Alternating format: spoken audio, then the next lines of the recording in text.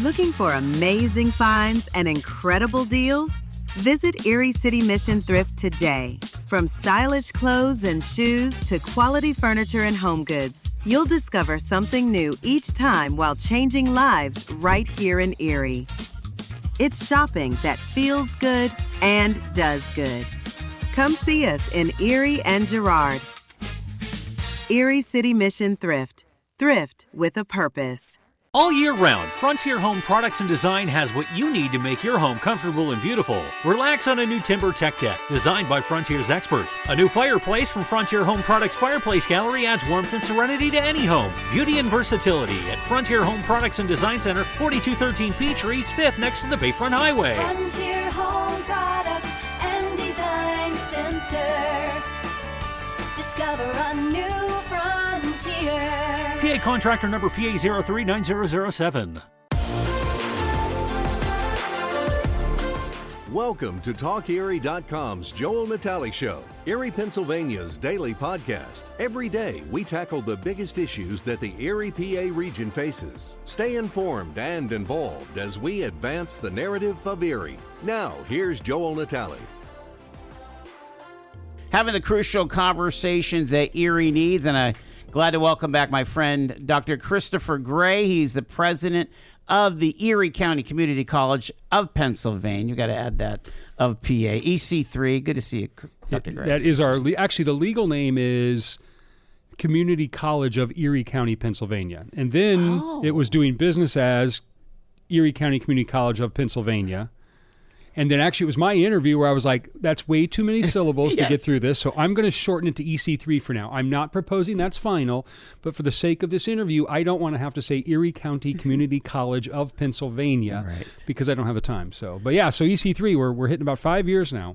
All right. I got to start with full disclosure that I am a member of the Board of Trustees. I was selected by the county council there, and it's so cool to learn about the organization, and really it's been something I've been passionate about for 20 years, Chris. This is the cool part about community colleges. They're really local control, right? So the concept of a community college is to serve its community. So EC3, like the other 14 other community colleges here in Pennsylvania and the 500 across the nation, all have boards that, in some exceptions, but the vast majority of them are folks that are elected or appointed that actually are working in that community, because that's what we do. We don't just have a model that you just apply no matter where you are. You say what matters in that community and how do you design training and education to support that. And so I think we should flip it, and I should get to ask you questions. There you go. About what's it been like. I mean, you're walking in and you're probably going, holy cow, there's a lot more. I'm still trying to get through all the paper. There's so much to learn. But again, I can't believe that it's 5 years since the charter was accepted by the state, right? Did the governor have to sign off on this? Yeah, so I'll leave the backstories and the history to those that lived it, because those folks are still right here in our community, and it happened because of them. I can talk the technical elements that had to happen. Yeah. I know that Governor Wolf, when he came out in favor of it, that changed the tides, and that took some of the local business leaders right here getting on a plane, going down to Harrisburg, and going in the governor's office and saying, "Let's talk." And then there was still resistance at the State Board of Education, right? Mm-hmm. For lots of good reasons, right? Redundancy, extra taxes. There are a lot of good reasons people should be skeptical about about adding anything new, right? But then it took really the Empower Erie group organized the large group that went down to Harrisburg and testified on behalf of the needs of the citizens here in Erie County, and how they've been paying in that tax base for so long and never got the benefit of the community college. And that it was in that moment where a couple of the members of the board, literally, I think it was Bishop Dwayne Brock had taken a group, and he gave some testimony, and he'll share this story, but one member came to him afterwards and said, "When I heard your perspective and how you were speaking for the students, I realized we have to take action." So it was a State Board of Education that voted. It was right in the middle of COVID, too. So I remember watching these hearings, and people all around the state, from Philadelphia to here, who were members of the State Board of Education. They had to sign off on it. One of our local representatives was actually serving on the state board at the time. Yeah. He's since left office and moved on, but it was right here. So, yeah, I mean, the State Board of Education, there were enough votes that voted for it in favor of it, and then that took about another year or so to get to that point. Then the county had to actually appoint the inaugural board. And then the inaugural board made the great decision to bring in Dr. Judy Gay, who was retired or retiring out of the Community College of Philadelphia to try to prop things up and get them going. And then she started hiring staff. And at the same point, they were interviewing for the presidency. And then it was actually Bastille Day 2021, July 14th. I walked into the chamber office. I remember, didn't know where to park, so I parked on the street and paid for parking that day because I wasn't sure if I could park in the lot, and found my way, couldn't find the elevator. I don't know if you remember, before the remodel, it was around the corner, found the elevator, and walked up the third floor, and I'm like, let's do this. So Wow. And I want you to share the story that you tell about you and your higher ed buddies kind of dreaming what a perfect, or I'm not going to put words in your mouth, but what could be a prototype for the new community college of the 21st century. Right. So I have to preface this with, I have always been a disruptor. In higher ed, we call it a provocateur. I'm always the one to say, why are we doing that? Yeah.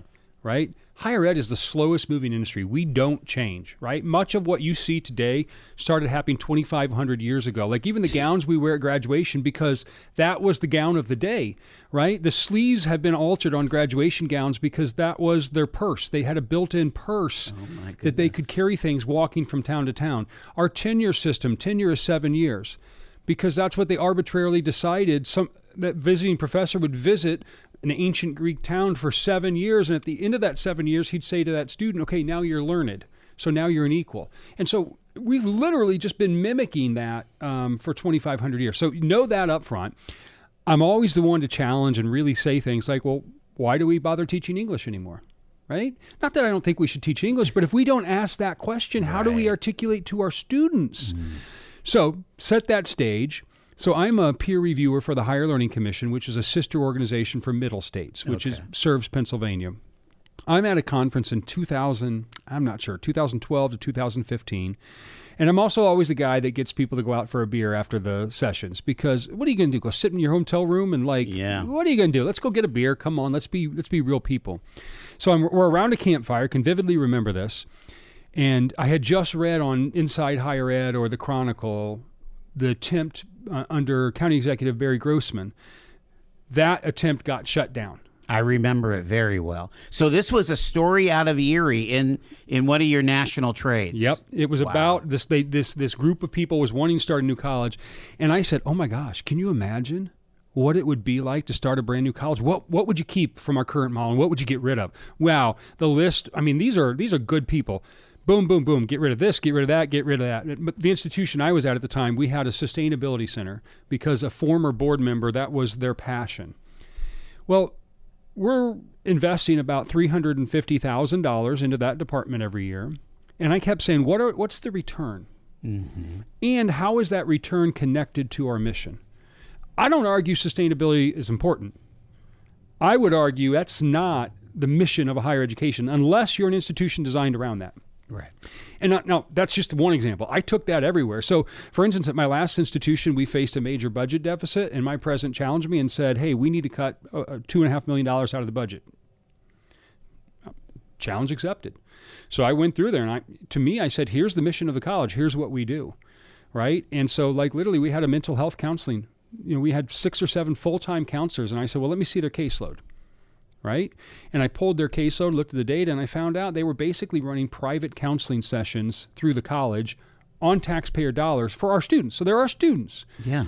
But we don't provide medical services. If someone breaks an arm as a student, I don't feel obligated to provide the medical service and help them put in cast and help with their physical therapy and rehab. Why did we adopt that in higher education? Why did we think we needed to get into the mental health space?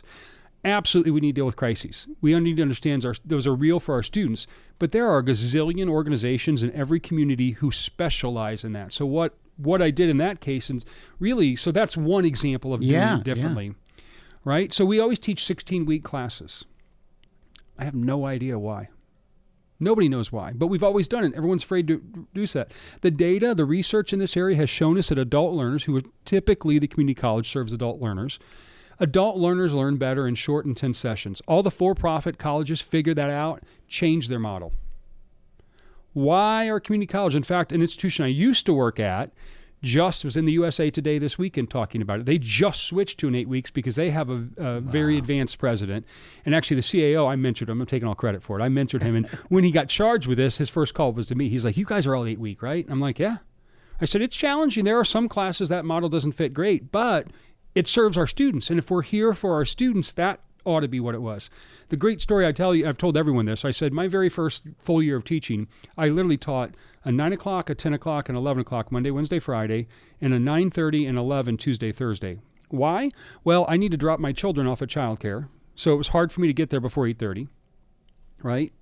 And I had to have the scene shop open, so I built the sets for the plays, and so I needed the scene shop open. But would you schedule your business that way around what your employees wanted? No. But that's what we do in higher ed, right? So when I say I'm a provocateur, so that was it. So we started throwing all these crazy ideas out. Like we knew that the textbook scam, right? Textbook publisher making millions of dollars every year.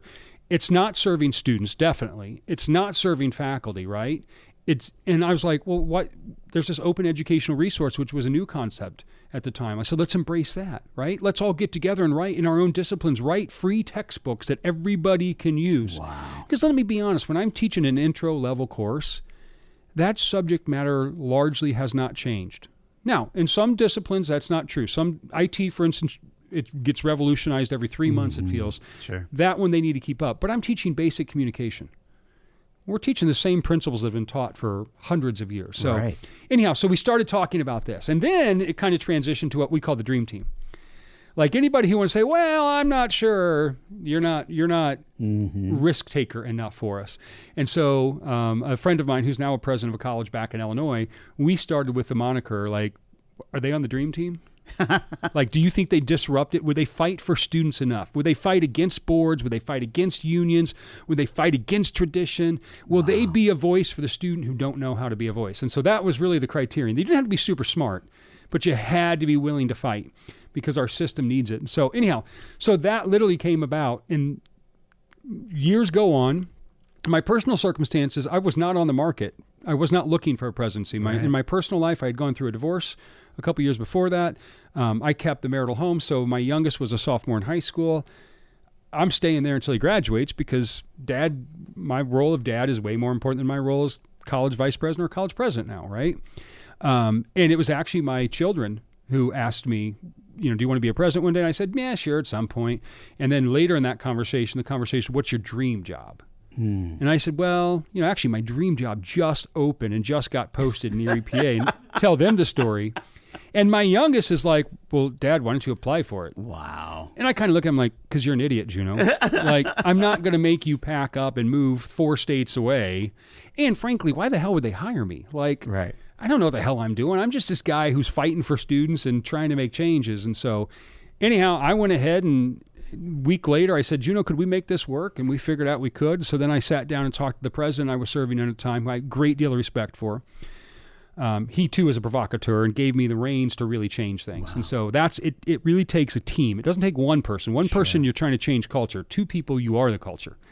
Anyhow, so fast forward, that's what came about. And so I'm getting to do my dream job right now. And this is interesting that you're saying this, because it indicates that the board at EC3 wanted to do something different in higher ed. Yeah, I mean, I came in guns a-blazing. I was like, if you want a traditional college and a traditional college president, I am not your guy. Yeah. Like, because I got to be honest, they're going to close, and frankly, I think they should. If you're still trying to protect a model that was valid 50 years ago and it's not today, you shouldn't do it. Yeah, so I mean, I came in guns a-blazing with that, and I said, you want me to do it? Here's the crazy things I think we should do to be successful. So, I mean, most colleges that I'm familiar with, both in my role as employee and as a peer reviewer, most of them are facing pretty serious financial challenges. Wow. Right? There's a Hack, one of our local community colleges right here in Pennsylvania, down in Harrisburg. They're trying to sell over a third of their properties. Really? Yeah. So here's the great model, right? Presidents want to come in, they want to build a building, get it named after themselves, they move on. Well, that's great. Great deal of excitement. Now you got deferred maintenance. Now you got one more building to take care of. Oh, enrollment climbed in the early 2000s. Oh, let's go build all these new dorms. Let's go do all this. Yeah. Hey, whoa. Look at your data. You may have a short-term problem. Don't build a long-term solution for a short-term problem. But again, education, like literally, if I would have said customer service 10 years ago, my faculty would have done a vote of no confidence and would have tried to get me fired. Our industry finally gets it. Students expect service, right? So we don't call it customer, but you meet students where they are, right? We don't like, I've probably shared this story 100 times. I'll share it again. So I'm walking down the hall with this great faculty member. She's got a class that somehow only has 3 students in it. 3! And tells me it's the greatest class she's ever had, and these students are learning so much more, and this is what we should be doing. And I was like, wow, well, I knew what the data were, but I didn't share with her. I said, well, we should look at the data and see if that's an anomaly or if that's true, because if it's true, and if we decide we as an institution value that, we'd have to then figure out the business model. And she challenges me, well, blah, blah, blah. So then we go walk in the full faculty meeting, so I'm standing in front of 200-300 faculty in this meeting, and I'm a provocateur, but I'm also open and honest, and I'll give you my logic, and you can disagree because there's a lot smarter people than me who often have a lot better solutions. But the reality is the person in that role has got to make a decision based off the information they have. So she stands up, and we go through this whole scenario, and I said, again, I'm happy to find a business model. And she stands up and says, well, with all due respect, we're not a business. And I had it by that point. I took my readers off, and I finally said, Kate's her name. I said, Kate, I appreciate that, but you know that paycheck that's coming next Friday? I need that to pay my bills. So if we can't at least recognize we're a business, we're missing the point. Half the faculty erupted in applause. Wow. So I think there was this section of faculty who are starting to go, oh my gosh, my friends from across the nation are getting laid off. Everyone's getting their salaries frozen. If we don't run like a business, we're going to be closed like a failing business. Wow. You know, because everyone wants to blame. It's all about disinvestment from state. That's true. But I've been in this field since 1997. They've been disinvesting since 1997. Sure. Why didn't you figure out a business model that works in that? Mm-hmm. And so it's not just doing it differently from the student side, it's on the business side. One of our core values is what's the business case? Mm-hmm. I love it when you come to me with a great idea. What's the business case for it? And if you don't have one, is it important enough that we want to subsidize it with our subsidy that we get from the county and the subsidy we get from the state? We have like this long history of talking about this. You mentioned that you read in a higher ed journal about the failed attempt back in the Grossman administration, but it worked this time. But did it take that Erie's suffering, like our decline of our economy and the decline of some of the prospects of our young people? Do you think that that's what put us over the edge? I mean, from your expert opinion. So it's hard for me to venture because I've been here 5 years. I'm an Erieite. I know your listeners will argue and say, no, you got more time to put in. No, stop. I'm not listening. You know what? I put my heart and soul in this place. This is a special place, right? I actually had a conversation with one of the leaders of the hospital systems. He called me on a totally separate issue. And I said, that's one of the cool things about Erie. We're just the right size. We can get all the movers and shakers on the phone together.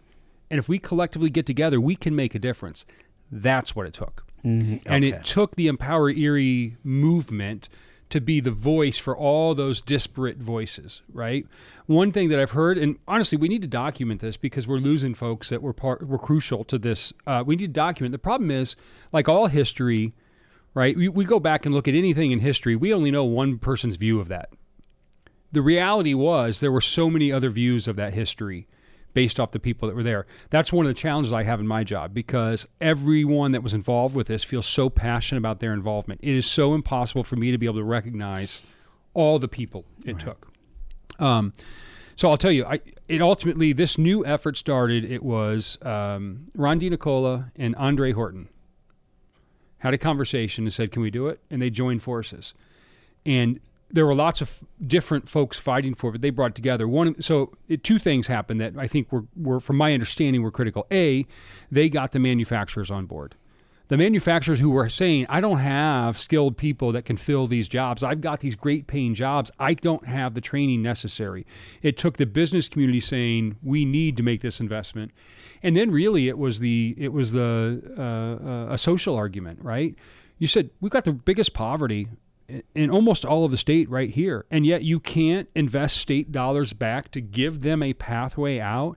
And that was I mentioned Bishop Brock before, but that's really what the bishop's argument was. Is and same thing. The Horton brothers were in that fight. Mm-hmm. The business community was there, so it really took the village of folks. I mean, remember the voices were strong against this, right? Mm-hmm. It was led the Senate president, the Senate pro tem, right? Yeah, One of the reasons we started classes so quickly was because the board was afraid that he or former county executive Brenton Davis would bring a lawsuit to try to stop. And so one of the ideas they made is let's get students enrolled because then a judge would be less likely to issue a stay. Now, I'll tell you, I talked to Brent often. I've talked to Joe Scarnati a few times. They weren't opposed to the community college. They were concerned because there had been so many failed attempts at colleges across the state and so much tax dollar wasted. From baggage claim to pajamas in 10 minutes. Erie International Airport. Fly with ERI.com. Fly Erie International Airport to Charlotte on American Airlines, your nonstop gateway to the world. Also, we have Breeze Airways flying nonstop to Orlando and Tampa, Florida. Great low-cost carrier providing excellent service to the regional community. Fly Erie International for your travel needs. Fly with ERI.com. Get paid to drive. Start a new career behind the wheel at the EMTA. If you are looking for a high-paying and rewarding career with full benefits and paid training, stop by or apply online today with the EMTA. Plus, EMTA riders can now enjoy free Wi-Fi on new, clean, and environmentally friendly buses to travel all over Erie County. Visit ridethee.com for more information. Get on board EMTA. Get on board EMTA. At Quickfill, what matters most is that our customers, our communities, and our heroes are taken care of. We start by providing American-made gasoline, which means you can buy local, keeping America and your communities strong. We also support vital charities every year and hold Operation Give Thanks each November to help provide a better future for our veterans and their families. We're proud to support the communities we live and work in, and we're doing our best every day to make our towns a better place. Quickfill, driving America. What were some of the projections and what are some of the realities that you're seeing on things like developing programs and how many students and things like that? Because it's kind of superseded the original projections, hasn't it? Well, so there were two original projections, so it depends on which one you refer to. There was the one that they used the argument of what the community college could be. And so they built that, assumed it was fully funded at the same level that other institutions are, and you automatically started with 30 or 40 faculty and 3 times that many staff. And so if you do that, sure, you can scale up a lot quicker. The reality was, when we started, the state gave us $1.3 million. For those of you that run businesses or know what a small college is going to have an operating budget of over 10. You're right. So 1.3 was just not anywhere feasible. The county it makes a significant investment every year as well. But so I think part of that is that. So really, when I came on board, I got with my team and we made projections. They were built off of scaled growth that would allow us to increase the investment from the state, increase the other third of our funding model comes from the student directly. Yeah. And we will build appropriately and accordingly to that. So with that, we are actually exceeded enrollment projections almost every semester. So you're seeing we just transitioned now that we have Title IV funding. We've transitioned our models slightly. So we intentionally have slowed growth so we can make sure we get that federal funding in place. And then so that'll be slowed for probably this year. And then it will, we thought it would be slowed. It's not. We're actually, again, we likely will exceed projections, even though we tried to dial them back. Right. We continue to exceed. But that just speaks to the fact that folks know that there was a need here that wasn't being filled. We have great sister institutions right here, and we have great relationships, all of them, but they're not designed to serve the type of student that I serve. Let's remind the folks what Title IV means and the idea of federal funding. And this is a big deal for EC3. Heck yeah, let's bring some of those federal tax dollars we're all paying. Let's bring them right back here in the county and help. So here's the reality. The average income in Erie County, they have about $100 a month disposable income. So that means that family, that's what they save for vacations, for when their car goes out, for whatever. Higher education would come out of that. $100 a month, $1,200 a year, assuming no vacations, assuming nothing else breaks in their normal life. They're not, frankly, going to be in a position where they can ever invest in higher education, even at the very cost-effective rate that EC3 is at. Mm-hmm. So here's where the federal government comes in play. They fill out the FAFSA. Many of your listeners have probably heard of the FAFSA. It's the Federal Application for Student Financial Aid. They have a whole complex calculation that basically, if you're really poor, you're eligible for a grant at the federal level called the Pell Grant. Here's what the Pell Grant means for a community college student. If you're Pell Grant eligible, and again, if my finance team were here, they'd say, well, you've got to put caveats there because the federal government makes some things. But here's the reality.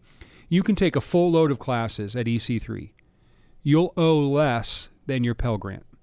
So they're not looking just at your cost of tuition, fees, and books. They're looking at what's the cost of going to college, right? So they understand there's transportation. You might have to take reduced shifts. So you can actually, we think it's going to be about 70 to 80% of our students are going to be Pell eligible. That means the federal government is essentially going to pay for all of their education and give them, in some cases, a small refund to help supplement some of the expenses they're losing during that time. And a grant is a grant. This doesn't need to be paid. Yeah, so the federal government also does student loans. You've probably heard all sorts. I'm thinking I've shared that my ex-wife and I borrowed a total of $16,900 and paid back $129,000 before we paid them off. We're not offering student loans through EC3. Here's the frank reality. The students don't need it. If they're Pell eligible, they don't need it. There are some students who aren't going to be qualified as Pell eligible, but don't really come from households that have the kind of money to pay for it. So we're working with our foundation. We're working with the generosity of donors to try to find other sources to help bridge that gap for that small amount of students. But here's why. It's a business decision. So we know, again, we're educators. We follow data. Mm-hmm. In areas where there's high poverty, there's often high default rates on loans, and there's often high fraud. Right? When people are desperate, they'll take a risk to survive. So what happens is you'll get pockets of criminals who will realize there's a way to milk the Pell Grant and student loans. They'll talk some poor, desperate person into using their social number, apply. Wow. They never intend to go to class. Well, what happens from the federal level is they say, hey, college, you have 1 out of 4 people aren't paying their loans back that you gave the loan to on behalf of the federal government. So then the federal government steps in and says, so now you no longer give away our grants or our loans. Yeah, it's so we just derogatory on the college. We just took a stand and said, and we do this a lot of times. You see this in urban centers. That's where it tends to happen more often. We just put our foot down and said, no, we know that we can serve them, and we will pledge to keep costs down in every other way, so we don't penalize those that are just above the federal line. Wow. So we've worked with some private banks. We've been trying to see if we can try to work with private banks to get a better loan. Ultimately, it could hurt the student. They might pay a point or two more through a private loan. But the reality is, in that case, it doesn't jeopardize the Pell Grant for all the residents here in Erie County who deserve access to those federal funds. Yeah, it makes sense. Again, you got to protect the main thing, right? Let's talk about how programming has expanded over these past 5 years. And I want to especially talk about the new Center for Health Sciences, which is really a class, high-end learning center there for health stuff. Yeah, so when we started, Dr. Gay and a couple consultants grabbed a couple programs that tend to do well at other community colleges and threw them in place. And that was our liberal arts program, which is our transfer-oriented program. And then they offered an IT degree and a business degree. And so we started with 3 degrees, right? So students had 3 choices. Well, one of the things we do poorly, by the way, I think 3 majors in college is really all we need. Interesting. No one would ever agree with me on that, and most of the people that work in higher ed would tell you I'm crazy for saying that. Yeah. But we spend so much time talking about majors. Majors are so unimportant in the scheme of life. Unless you're going to do a very specialized job that has a very specialized set of skills, the vast majority is for just looking for broad skills that can be applied in the very changing landscape that is work world. Anyhow, so since then we've now expanded. We have over 20 degrees and certificates. Okay. So we've expanded into our business programs are huge. Right? A lot of students come into business, and so we take it from an entrepreneurial lens. Again, that's thinking differently about college. Why teach you the old business practices of the last 50 years when we know The vast majority of new businesses are they're scaling differently and so forth. So we're trying to teach people the basic business skills, but to apply it in the 21st and beyond century model. So then we have an IT program. We've expanded that a number of times. Instead of just one broad say, hey, I'm trained in IT, we've broken it down. We've got some mobile app training. We've got some networking training. We have some programming. We have a help desk certificate because there's a lot of jobs where people need the basic skills to do help desk. And then really the one you want to talk about, the Center for Health Sciences, so that's in our healthcare division. So healthcare, we have a number of programs already, but this Center for Health Science will allow us to expand those. So we've got a surgical tech program, and that was a great partnership with UPMC. Literally the first month we were here, I met with one of the leaders at UPMC and said, hey, I've got surgeons threatening to leave our system because I can't keep our surgery suites open. I don't have enough surge techs. Wow. And on the lay terms, think of the nurse that's in the... Way. I don't mean to minimize. When they say scalpel, it's the tech that's giving the doc the scalpel. Yeah, it's the people who are especially trained in that. They're scrubbed in. Yeah, yeah. And so I literally said, "Well, that's great. There's no way." At that point, we didn't have a real permanent spot, but we got creative, and so we partnered with UPMC and the University of Pittsburgh. So we actually take their employees for the most part. People that work in their cafeteria or in their intake side, and we skill them up. Wow. So now they're making more than our professors make, right? And so they go through the training. So we do the gen ed and all the science, the back end training, because I had the ability to do that, and we've partnered with UPMC. That model's taken off. Now UPMC Chautauqua has reached out to us and asked us to do that in another area. Wow. Right? So then the other thing we do certified nursing assistant training. We actually have a pinning, our very first pinning for that. And so a pinning is like it's unique to the nursing culture, but it's like a small graduation. It's very special. It's like a family tradition in some ways. And so we have our first pinning coming up in the very near future. And then we've added some other degrees. So for instance, the behavioral health. We're finding just like we have patient care tech training. So if you think patient care tech, the person that takes care of you when you're in the hospital. So they're the ones that are coming in saying, how you feeling? Do you want your sheets changed? Are you ready to take a shower today? What are you thinking about for food? I'll tell you, having spent a lot of time in the hospital in the years before my mom passed, that patient care tech was the one my mom would always thought it was a nurse. Right. It wasn't. It was the patient care tech. Right. But they are the ones that develop the relationship with the patients, and so we do training in that. But on the mental health side, there's a need for a patient care tech as well that's just kind of new. So our faculty actually created this degree working with a local advisory board. So we have a behavioral health program. We're training people to work in behavioral health facilities. So they need to understand what folks with behavioral health issues, the array of issues that may have there, how some of those behaviors may come out, how they are processing, how they are dealing with crisis, and so all that. And so then ultimately what our practical nursing program is the one that's getting ready to kick off here. We have our first class starting actually in a week from today. Our first class of practical nurses will start.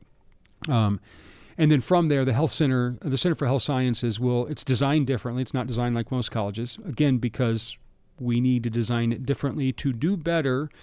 There's an old saying, ordinary efforts get ordinary results. So I'm always challenging my staff. I want the extraordinary effort, right? We're not going to hit out of the ballpark every time, but why not try? All we can do is fail and we'll just pick up and go on. But yeah, so from that, we'll be able to expand it. I know we've got, we're in some really pretty good conversations with LECOM, which is a huge healthcare system here. They're trying to say, here's areas of healthcare that isn't our fit. Are they fits for you? So we're trying to collaborate on those. I'm not sure I'm supposed to let the cat out of the bag on this, but one of the local hospital systems is actually recognizing us as partner with a partner award because of what we've been able to do with them. Fantastic, and so as you as a board member will see that email soon because I think we'll invite our board to come celebrate that. But that will give us the opportunity to really grow in that. So in most community colleges, like all the community colleges I worked at, we do the whole gamut in healthcare. So occupational therapy assistance, respiratory therapy, we do the first aid, EMT, CPR training. We'll do I'm blanking on the word, the blood drawer. People. Yeah, the phlebotomy. Phlebotomist, So we just do the gamut of training in healthcare. And we're going slowly at it because all those are expensive. Sure. Right? I can't just jump in and do that. This is one of those programs where you're making the investment because the community need is there. Doesn't always pencil out financially, though. I lose my butt on nursing training. Wow. Every nurse I graduate costs the taxpayers a significant amount of money. But I'll tell you what, Erie County cannot thrive if we don't have nurses to fill the jobs. Yeah. And one thing we know about community college students, the vast majority of them stay right in the area where they grow up. Mm-hmm. So the folks that are coming through our program will likely be the folks you're going to serve.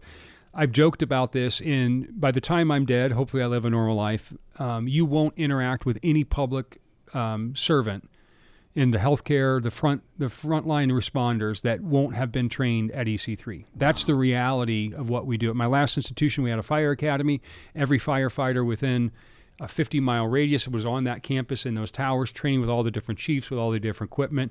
The returning firefighters were coming back to get recertified there. We didn't have a police academy. Lots of institutions do. Mm-hmm. So we'll train in the police, get them ready for the academy, or in some small municipalities, they don't actually have an academy, so they rely on the community college training. Right. So, and then everywhere in the healthcare. And so when my oldest child was born, our nursing students were actually working in the hospital as part of their training. And I remember going, I'm super uncomfortable with this. Like, I had students that were in my class that were going to be in the room when my ex-wife gave birth to my child. And I finally thought, this is really weird. So I pulled one of the instructors aside and I said, I hate to be this way, but is there any way they can not be there? Because I don't know how I look at my student the same after that. She's like, absolutely. And so they pulled them out. I said, they're welcome to help when the baby's born to come to it. Just the birthing part, like, it's weird to me. It's intimate. But that's the reality of a community college. Right. Like, we are of the community. Yeah, everybody's everywhere. Let's switch over to manufacturing, and I want to kind of get your thoughts on what the current conversation is. And so I don't know how many conversations I've had in the last month about shipbuilding. And I think EC3 or the community college has been brought up nearly in every conversation about, about EC3 being kind of a supplier of this trained workforce in the eventuality that we get this kind of opportunity. Give us give us a broad look at of training in manufacturing trades. Yeah, so let's set the stage around the conversation about maritime. So really, it's President Trump has said he and the federal government want to reinvest in rebuilding our infrastructure, particularly in the naval side. In defense and in Navy, Yeah. And so being a port city, we're one of the rare ones that can actually jump up and do that. So let's set the stage there, because a lot of folks are like, why are we talking this? Well, because we haven't invested a lot in that. No. And so for lots of reasons, and I'm certainly not an expert on that and don't pretend to be, but so let's talk what the training in maritime looks like. It depends, frankly. The answer is, how will EC3 be involved? It's going to depend on what does that look like. What types of ships are we building? Are we building ships? Are we repairing ships? Are we building munitions for ships? So until that plan gets a little further down the road, that's when we as the educator come in. But we stand ready. We've had great conversations with our federal and state offices and even the county executive Vogel. We're there. Right? You have ongoing training though up at the VOTEC, right? We're pumping out welders that are getting jobs before they finish classes. Wow. We've partnered with the VOTEC High School to make sure all their students are getting both post-secondary credit and high school credit while they're doing the programming. We've got CNC out there, and so when you're driving down the roads, if you see operator wanted, that typically is a CNC operator. And so to break it down for your non-manufacturing folks, think of a mill or a lathe. It's the computer versions of those. That's really what's making most parts in a modern manufacturing plant. We also offer industrial maintenance technology training. And so that, I always explain these because I didn't know what they were until I got into space. The IMT, so think about it. Excuse me. If you're running a line and the line stops for any reason, you're losing dollars. Sure. So what you need is somebody can quickly come in, diagnose. Is this an electrical issue? Is it an optical issue? What is it? Like a great story an old IMT instructor gave is they had all this problem. They had all this problem, this machine, blah, blah, blah. The old guy walks in, immediately looks up at the window and says, there's your problem. It was literally sunlight was interrupting an optical sensor. Oh, my goodness. Put a curtain up. So that's what IMT are trained in. They get a really broad base of skills from everything from electronics to electrical, sometimes HVAC. Hydraulics. Hydraulics, pneumatic, all of them, right? They got to have a base level training so they can quickly diagnose. Like, do I need a specialist? Or is this you know what, that actuator's out, let me swap that out and go. And so that training is needed in just about every manufacturing plant. So we do training in there. And then with that, then we have all sorts of specialized, some of those specialties we just mentioned. And so, talk about dual enrollment. This is another thing that fascinates me. And you're all about having the high school, the kid get the high school credit and the college credit all at once. They could save thousands of dollars. Yeah. So here's the reality, and we've known this in higher ed, and we're just dumb about it. Any kid who gets any college credit while they're in high school stands an 82% chance of completing some sort of college credential. 82% chance. Why in the heck would we not invest in that? Mm-hmm. Well, here's why. Because they want it to be their logo on the shirt, right? We're so scared about that, but we're not. That's not us. We are the community's college, right? So I want to work with all of our feeder districts and say, we need to get your students credit. In fact, I was just at a lunch today with one of the local superintendents, and I said, hey, you doing any AP classes? Because if you're doing an AP class, there's a high likelihood you're already teaching the right curriculum. If that instructor happens to have the right credentials, why would we not give that student for free college credit? They're probably not coming to me. That's okay. They're going to take that credit on. Now, AP transfers, typically okay. It gets a little wonky. College credit, there's no issue. Once it's on a college transcript, it's pretty much a done deal. It will transfer in. So where AP, you have to go lobby for what courses does it meet. College credit, you do both. And I say do both. I'm not trying to say choose one or the other. Do both, right? So yeah, we're sitting on a PDE grant to increase. Governor Shapiro's administration recognizes this. And so he's one of 15 institutions that received $1 million grant. And so we're giving free dual credit to almost every school district in Erie County has a student taking it. Some at their campus, right? So I'm not sure it's public, but like General McLean will actually have faculty down there teaching for them. Wow. Because they've got some dual credit classes. A lot of students go to the Regional Choice Initiative that IU5 coordinates at the Skill Center next to Voc Tech High School. We have a number of students who from Erie public school system that come onto our campus every morning. They actually, their whole junior and senior year, half of it's on our campus, half of it's there. Wow. Technically at graduation, they are graduating with their associate degree, 2 years of college, debt-free, and then later that day they go to the high school and get their high school diploma. So wow, yeah. So that's what you wanted. Yeah, I mean, look at that. Look, I got 2 kids, right? Yeah, I would have loved to have not had 2 years of college payments. Quickly, again, we're talking to Dr. Chris Gray. Tomorrow's Erie Gives, the EC3 Foundation. What does it do? How does it help students? So in 2 ways, right? So let me talk first, the Flat Tire Fund. You're all probably sick of this story, but here's the reality. If any of us in this room or any of your listeners get a flat tire, it's a nuisance at worst, right? Shoot, I got to pull over. I got to change it if I know how. I got to call a tow company at worst. Probably going to have to buy a new tire because it's always in the sidewall. It never can be plugged anymore. Yeah, I'm an old farm boy. I still plug them. Mm-hmm. So just going to warn you. But here's the reality. That $40 or that $100 or whatever, that's, you know what, it's a nuisance. You know what? So now I'm going to have to maybe not go out Friday night for dinner. All right, I make that choice. For my students, whether it's 40, 400, or 4,000, it's often out of reach.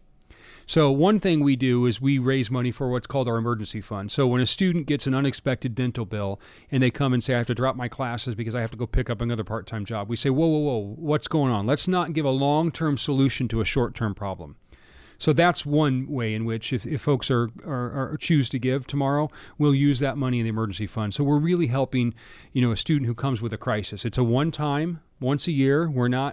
Look, if you can't afford your rent, college isn't right for you right now. Okay. But if you have a window that somebody broke out and your insurance won't pay, and you're going to have to drop out of school, we may be able on one time to help you get through that crisis, right? 80% of our full-time employees all give to that fund because we see it firsthand. Mm-hmm. And then the other you can do, I'm breaking news here, so I'm actually endowing a scholarship in my mother's name. Oh, wow. I'm going to endow a scholarship, and from that means from now into perpetuity, a lifetime of perpetuity, so 25 or so years, that the money that I've been able to donate to our foundation will generate enough interest off of it that students will receive a scholarship every time. So that's our scholarship fund. So we have the emergency fund and the general scholarship fund.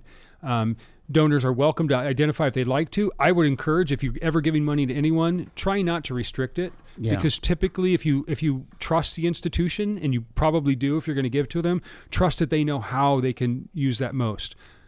We had a donor at a college I worked to gave over $1.5 million to a community college for students studying piano. Challenge there is no one studies piano. Right. They take piano classes. Yeah. And so it was very challenging because his will had laid out. So it sat there for 10 years until we were able to go back to the estate and say, can we repurpose the money to support students studying music? There you go. And so I'll always work with the organization. I've got about 15 organizations on my list I'm going to give to tomorrow. Wonderful. So. Real quick, we're taking registrations now. When does the fall semester start? Well, a week from today. Oh, my gosh. Hey, if you want to be a real tough on me, I'm actually teaching a class, so you're welcome to Which come one teach. is that? Public speaking. I think I might have that one down, though. Yeah, you probably. You want to teach for us? I might be able to clep out, right? Do they still clep things? You might want to teach for us, though. So. Dr. Christopher Gray, congratulations on 5 years of EC3. You've been listening to The Joel Natale Show, Erie, Pennsylvania's daily podcast from TalkErie.com. Subscribe to our show on your favorite podcatcher and get involved by emailing joel@TalkErie.com.